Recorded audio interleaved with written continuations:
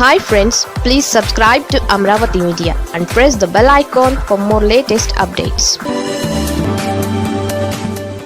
పవన్ పై జన సైనికుల్లో సన్నగిల్లుతున్న నమ్మకం. జనసేన అధినేత పవన్ కళ్యాణ్పై క్రమంగా జన సైనికులలో నమ్మకం కోల్పోతున్నట్లే కనిపిస్తోంది. ఎందుకంటే ఆయన ఎన్నికల సమయంలో తప్పించి బయటకు రారన్న పేరుంది. కేవలం కొన్ని ప్రాంతాలకే పరిమితమవుతున్నారు. అది ఎక్కువగా ఉభయ గోదావరి జిల్లాలకే పవన్ కళ్యాణ్ ప్రాధాన్యత ఇస్తున్నారన్న పేరును మూటగట్టుకుంటున్నారు. రాయలసీమలో అనేక ప్రాంతాలలో పవన్ కళ్యాణ్కు అభిమానులతో పాటు బలమైన సామాజిక వర్గం ఓటు బ్యాంక్ ఉంది. కానీ పవన్ కళ్యాణ్ జిల్లాల పర్యటన మాత్రం 2 ఏళ్ల నుంచి ఎక్కడా లేదు. ఎన్నికల సమయంలో వచ్చిపోవడం మినహాయించి తర్వాత ఆయన జాడ ఎక్కడా అని జన సైనికులే ప్రశ్నిస్తున్నారు.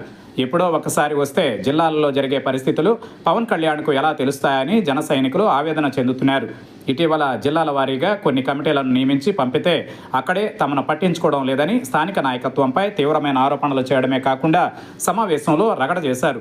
అదే పవన్ కళ్యాణ్ వెళ్లి వారి సమస్యలను సావధానంగా విని ఉంటే జిల్లాలలో పరిస్థితి తీవ్రత అర్థమయ్యేది. నెల్లూరు, ప్రకాశం జిల్లా కమిటీలను రద్దు చేశారంటే గొడవలు జరగబట్టి రద్దు చేశారు. కానీ ఆ గొడవలు సమావేశాలు పెట్టినందుకే బయటపడ్డాయి.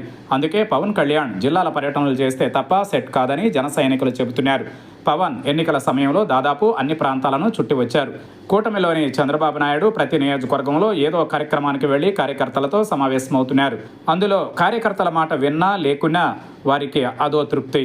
కానీ పవన్ కళ్యాణ్ మాత్రం తూర్పుగోదావరి లేదంటే ఏజెన్సీ ప్రాంతాలు మినహా మరే చోటకు వెళ్లేందుకు పెద్దగా ఆసక్తి చూపడం లేదు. స్థానిక సంస్థల ఎన్నికలలో తమకు ప్రాధాన్యత దక్కాలంటే పవన్ జిల్లాకు రావాలని కోరుతున్నారు. లేదంటే తమను పక్కన పెట్టేస్తారన్న ఆందోళన వారిలో వ్యక్తమవుతుంది. ఏపీని పట్టించుకోకుండా తెలంగాణలో పార్టీని బలోపేతం చేస్తామని బయలుదేరడం ఏంటన్న ప్రశ్న కూడా జన సైనికుల నుంచి వినిపిస్తోంది. చాలా రోజుల నుంచి పవన్ జిల్లాల పర్యటన అంటూ చెబుతున్నారు తప్పించి కదలడం లేదని వారు వాపోతున్నారు.